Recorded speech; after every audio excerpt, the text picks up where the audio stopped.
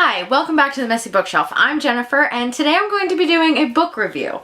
Normally I don't do video reviews, I post them on my blog, which is linked down in the description box if you want to check out previous reviews that I've posted on there. But I'm deciding to do something different. I'm going to be posting book reviews normally on Tuesdays probably, and then my regular video every Friday. But this week, because I posted my May TBR on Tuesday, I'm posting my book review today. And today's review is More Happy Than Not by Adam Silvera. I finished this earlier this week and Can you not? Beat 13. I apologize for the noise my cats will be making during this video, but there's no stopping them because they rule this house. So anyway, back to the review. I finished this book early this week. As I mentioned in my May TBR, I was reading this with a coworker and I absolutely love this. This is a 5-star book. It's just so fantastic. It's a debut novel as well, which was kind of surprising because it was so well written. But this tells the story of Aaron Soto, who's 16 years old from the Bronx, and he's been going through some things. His mother works a lot to pay for their 1-bedroom apartment that he shares with his mother and his brother. His father recently killed himself, and he has also attempted suicide. So there is a trigger warning with this book for suicide mentioning.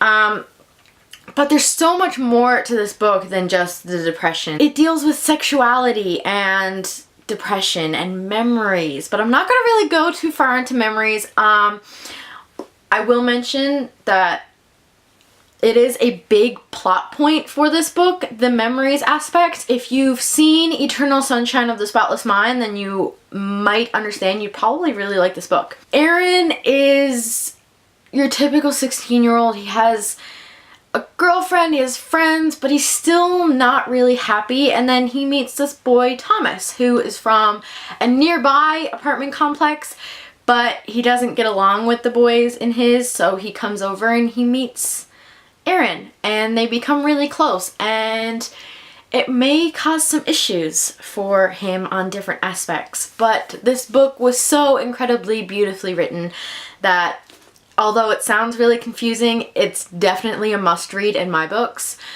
The characters were developed really well, and I liked how it was put out into parts.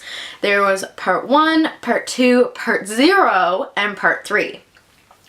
Part 0 is kind of like a beforehand part, like part 0 happens before part 1, but you don't find out until about halfway through the book. And when you do find out what's going on, you're like, holy smokes, this is insane. And you're like, why didn't I pick up on this before? Or, oh my god, I can't believe it's connected this how. And it's the way that the plot is placed this way that makes the reveal so big and so exciting. I'm really trying to keep this spoiler free, so it's really difficult to talk about. But the characters were developed really well, especially the character of Aaron. You kind of see his progression going up and down and his acceptance with certain things that happened to him in his life.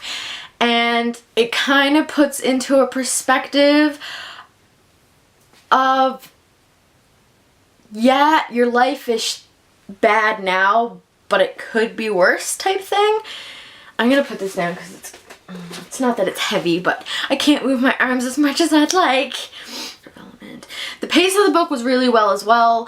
The chapters were nice and short compared to another book that I'm currently reading, but we're not going to talk about that. I like really short chapters because I find them easier to get through, and they just make the pace seem faster.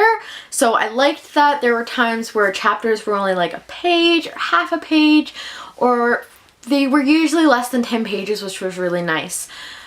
Except for part 0, which doesn't have any chapters. It's kind of just sections of time leading up to where part 1 begins. And like I said, I really liked that aspect of storytelling because you start where part 0 ends, and you're left kind of in the woods and you're thinking one thing, and then you get to part 0 and you're like, whoa, totally insane. So that's all I really want to say, because I don't really want to get into it very much because I don't want to give away too many details, but I do highly recommend this book. It's been all over BookTube, and with good reason. It was so well written. I'm a huge fan of Adam Silvera now. I plan on picking up his next book, which comes out in next January, I think. I know the cover recently got released. I highly recommend it. 5 stars across the board. That is it. I hope you liked this review. I will post the link to the Goodreads page down below. If you do want to see more of my content, please hit that subscribe button. I post videos every Tuesdays and Fridays now. Plus, all of my social media links will also be down below. I'll see you on Tuesday. Bye!